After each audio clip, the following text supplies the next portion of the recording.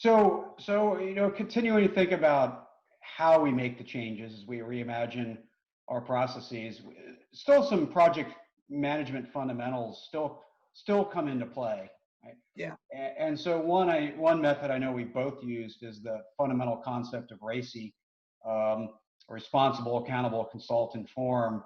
Um, and while we've talked a lot about getting input through customers and stakeholders, we often do sometimes over consult. We involve too many people and we dilute the vision of what's possible, and we end up sort of designing to the lowest common denominator versus the critical few that start to really matter in delivering that services.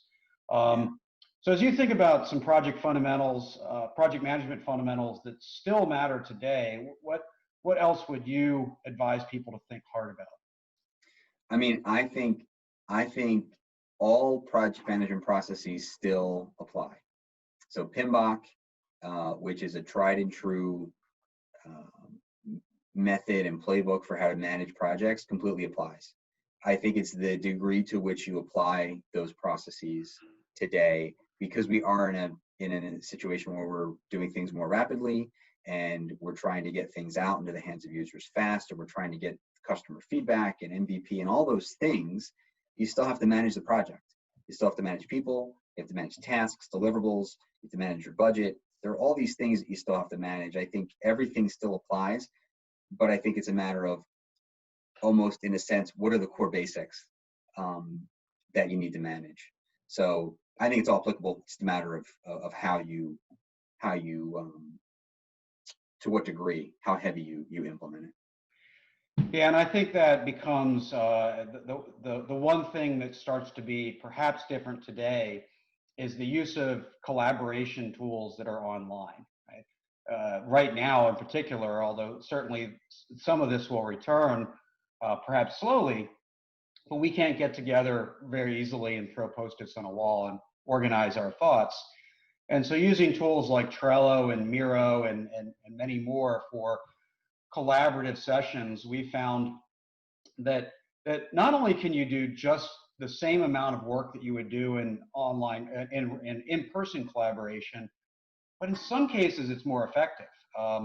What I've noticed, at least, is that people that normally would be more quiet in an in-person session, and they might get shouted down or they might just not speak up, when we're using tools where everybody can kind of essentially speak at once because we're collaborating in a space and not just through our meeting, we can bring more voices into the conversation.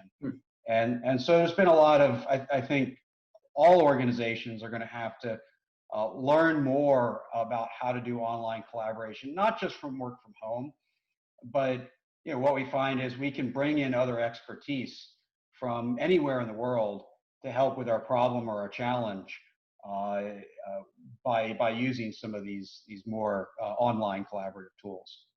Yeah, it's interesting. I mean, I think that the concept of these online tools for collaboration and really just for the core day-to-day management of a project, right? So, when we think about, you've gone through your visioning, you understand your strategy, you understand your portfolio, and now you're implementing projects and you're worried about interdependencies and you're worried about the mechanics of, is this project on schedule or not? All of these tools are extremely helpful.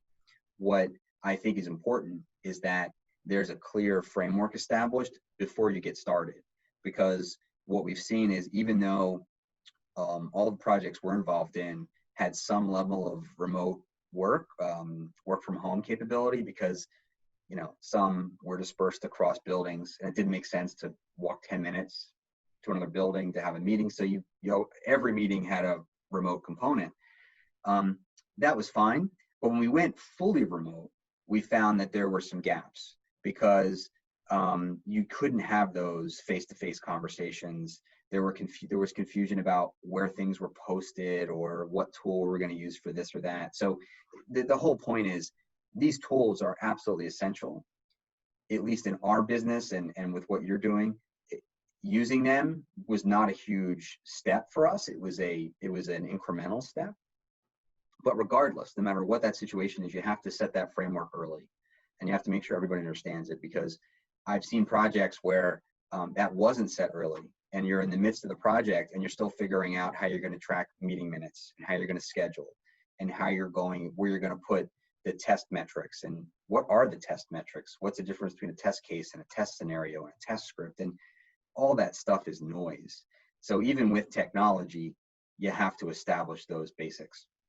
That's a great way to explore connecting them together, right? It's you can't, again, you just can't throw technology at the problem and expect it to solve it. So I think we've come to the end of our series. We've explored through these videos reimagining what to change in our government processes. We've explored what to change to, and we've explored reimagining how to change. We certainly hope everybody found these videos useful, spurred some ideas and some creativity and some action. Everyone is welcome to follow up with us directly. You can find me at jflinch.com. And Frank, where can they find you? You can find me at mathtechinc.com. Fantastic. So thank you everyone for watching, and be safe and well. Thanks everybody. Take care.